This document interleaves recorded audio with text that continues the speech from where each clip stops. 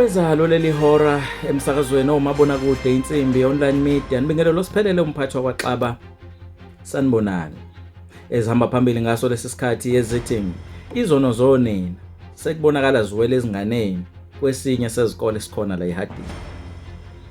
Kushona amaphoyisa amabili elilodwa kwembulwa kwembeswa kulo esibhedlela lizama ukulwela impilo yalo. Kanti owesilisa ushutheke umuno kwikhofonoza kamakoti elele nomkhwenyana ngenhloso yokufuna ukumdlwengula. Nazi lezi indaba uma ziphelele.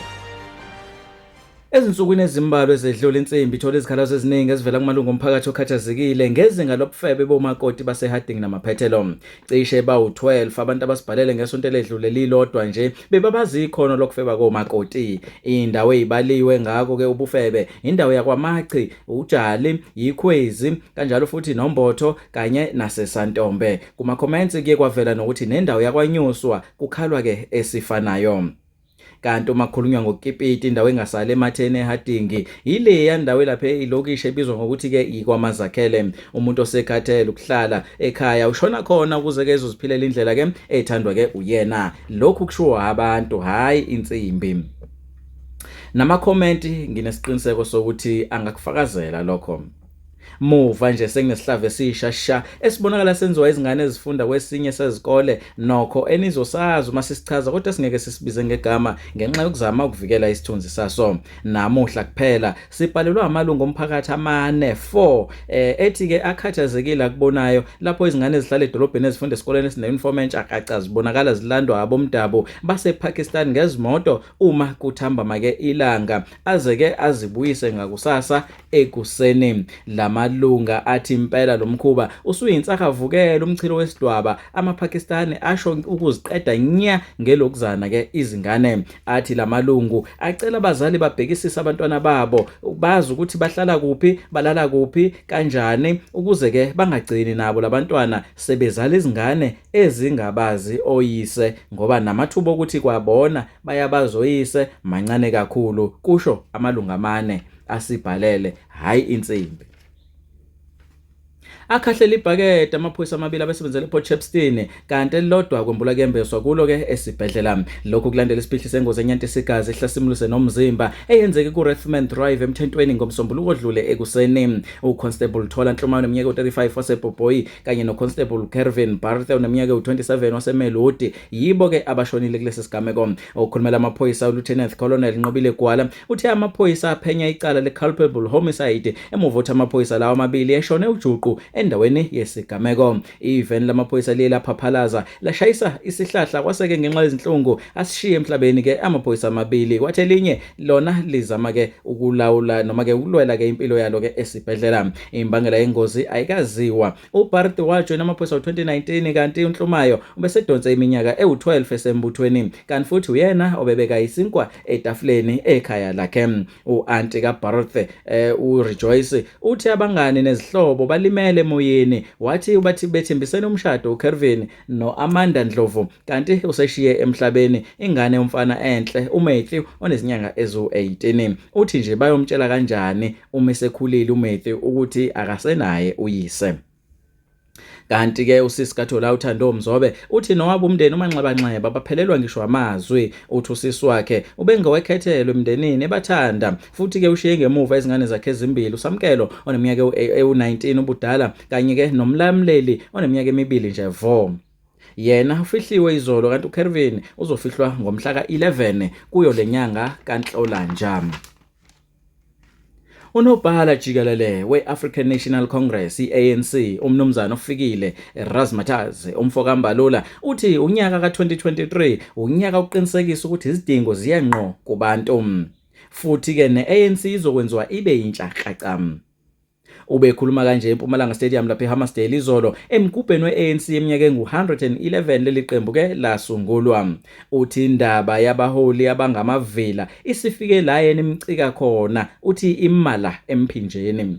Exoxa nezinkumbi zabantu bezithamele lo mcimbi uthe kumele kubonakala ukuthi iANC yona esemandleni wathi abaholi bayo mabayeke ukulwa bodwa basebenzele inhlangano. Uthi ugesi mawulungiswe ngokusheshsha ngoba lento yokucinywa kwawo yimbi futhi ke yimbi. Uthi nabo beyi-ANC kubuye kube sengathi baqamba amanga ngoba namhlanje kuthiwa i-load shedding iku stage 2 bese kuthi ngakusasa kuthiwa i-load shedding seyiku stage 6 okusho ukuthi abantu bagcina bengesenalo ithemba lokuthi kahle ikuphi okwenzakalayo. Ube esethu Eskom ukwi-state disaster futhi ke basebenza kanzima ukubuyisela ke isimo esimweni ke esijwayelekile. Mayelana nenkomfa ye-ANC beyiseNazareth ngoDisemba, uMbalela uthe iStru mncwi nasi wathi ke abantu abagqiza iqakala okwenzeka enkomfeni. Uthi abanandaba lokhu kwangempela futhi kepha into abayifunayo intuthuko ekumele bayithole. Usihlalo we-ANC esifundazweni saKwaZulu Natal uSiboniso Duma uthe sebamukela ukuthi batitinywa bathelwa induku babhuquza bamanxeba enkomfeni futhi uRamaphosa wanqoba ehlula ke uZweli Mkhize. Wathi abasekho lapho bona sebezikhothile amanxeba bavuka bazithatha njengamanje basezinhlelweni zokuhlinzeka abantu baseNingizimu Afrika naKwaZulu Natal ngezidingo ekufanele ukuthi ke ziye kubo. Uthi ko door to door bakulonyaka kuzoba nomehluko omkhulu ngoba angeke baye kubantu bababuza ukuthi badingani noma bafunani, kepha bazoya kubantu bezobakhumbuza ukuthi njengeqembu le-ANC yini asebeyenzile futhi zithini izinhlelo kuleminyaka emizayo ezizoguqula izimpilo zabantu bakulo leli lizwe nakuso lesi sifundazwe saKwaZulu Natal. Angiphethe ngithi utitinywe umphakathi wamshiya emabokoboko owesilisa osolwa ngokufuna ukuzithathela engacelile ngendluzula koshadile noma kumshadikazi ngesikhathi umshadikazi elele embhedeni owodwa nomkhwenyana wakhe. Lesi sigameko esicasulayo esinyanyisayo senzeke eBuffelsdrive enyakatho yeTheku. Awukwazi ke wena kwazi thina lapho ukuthi ikuphi eBuffelsdrive enyakatho yeTheku. Kanti senzeke izolo ngesonto ekseni. uPrem Balram okhulumela inkampani ezokuphepha iReaction Unit of South Africa iRUSA uthe izisebenzi zabo zifike endaweni yesigameko zatshela ukuthi isisulu ke yilo ocishe wadlwengulo esineminyaka ewu31 obudala besilele eduze nomyeni waso ngesikhathi umsolwa ke yile mpoqumpoqu yendoda ebeyizama ukuyorape lo obizwa ngokuthi isisulu kanti uneminyaka ewu34 obudala ezama ke ukusidlwengula. Uthi isisulu siphaphame ngokusheshsha ngesikhathi sizwa umuntu efaka umunwe kwikhofonoza. Uma isisulu sibuza umyeni ngokwenzekile waphika umyeni wathi angaze ngifake umunwe mina. Isisulu sakhanyisa ke ugesi sabe sesibona owesilisa ngaphakathi egumbini labo lokulala. Isisulu sibe sasimemeza ke omakhelwane abafike ngokukhulu ukusheshsha babopha lo owumsolwa ohlonzwe njengokuthi naye uyisakhamuzi kuyo le ndawo umuntu owaziwayo. Umsolwa ke ubesetshela abakwaRUSA abakwaReaction Unit of South Africa ukuthi ungene ngewindi belingavaliwe wafike washuthe kumuntu enkomeni yesisulu. Fike nje washuthe kumuntu okusho ukuthi ubelinda ukuthi makuzwakala ukuthi hayi engazi ukuthi akanankinga nalokho aqhubekeke nalokho abezihlose ukuthi ke akwenze. Nokho umabokoboko njengoba sikhuluma nje manje emuva kokuthi umphakathi umbeka izandla ngendlela ekuyiyona yona wamtitinya nje abakwaRUSA bona babe nje sebembopha lo wesilisa oyimpoqumpoqu bamthumela emaphoyiseni aseVerulam ukuthi ke kube yiwo aqhubeka nophenyo.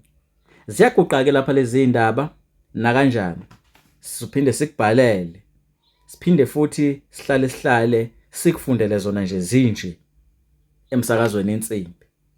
Kanti ungasilandela na ku YouTube ubhale nje Insimbi online radio uzobe uyasithola ezinye zeindaba kulapho ozozifica khona.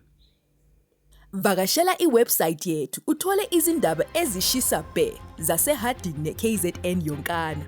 Sikuphakela zonke zingahluziwe. www.insimbinews.co.za. Sithumelele izikhangiso, umculo, izindaba ezenzeka ngakini, esikoleni sakho, emsebenzini wakho, kwi-email address ethi #insimbionline@gmail.com, #insimbination, #yonkindawo, #zishisabe.